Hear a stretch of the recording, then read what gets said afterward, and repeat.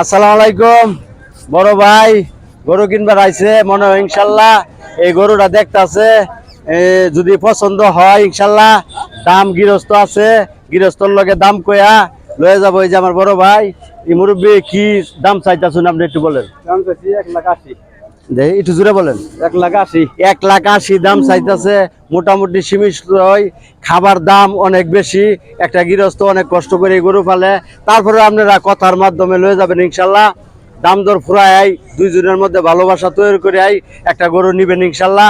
কুরবানির পশু, এত কথা না বলে পছন্দ হইলে সীমিত বাজেটের মধ্যে যার যেরকম বাজেট আছে ওই বাজেট হিসাবে লয়ে যাবেন। এই যে আমার বড় ভাই যাতে গরুটা ঠিক মতনে কিনতে পারে দোয়া করে দিলাম। ভাই একটু দোয়া করবেন আঙ্গর জন্য, আঙ্গর চ্যানেলটার জন্য দোয়া করবেন, যাতে আঙ্গর চ্যানেলটা সারা দেশে মানুষ দেখে।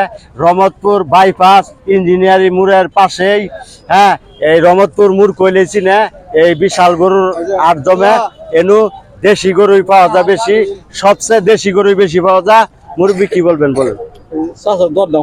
আচ্ছা মুরব্বী, এই বড় ভাই আমার দেখতাছে, দেখে যদি পছন্দ ইনশাল্লাহ তাহলে আমরা পরবর্তী যদি আমার ভাই নেয় তাহলে এই ভিডিও দেওয়ার চেষ্টা করবো ইনশাল্লাহ। যে আমার ভাই গরু কিনবো, আশা করা যায় পছন্দ হইলে দাম দর মুরব্বী দাম কোয়ার তো সুযোগ আছে, এই দাম কোয়ারও সুযোগ আছে।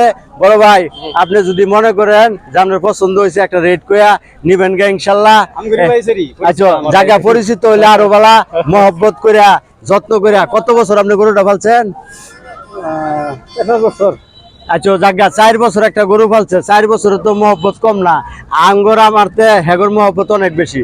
আচ্ছা চাচা, আপনি টার্গেট হলে বেচবেন, আর এবার বাজার বেশি সুবিধা লাগতেছে না, জায়গা সীমিত আছে দাম দর, ওই আপনার টার্গেট মতন হইলে ছাড়িয়ে দিবেন ইনশাল্লাহ।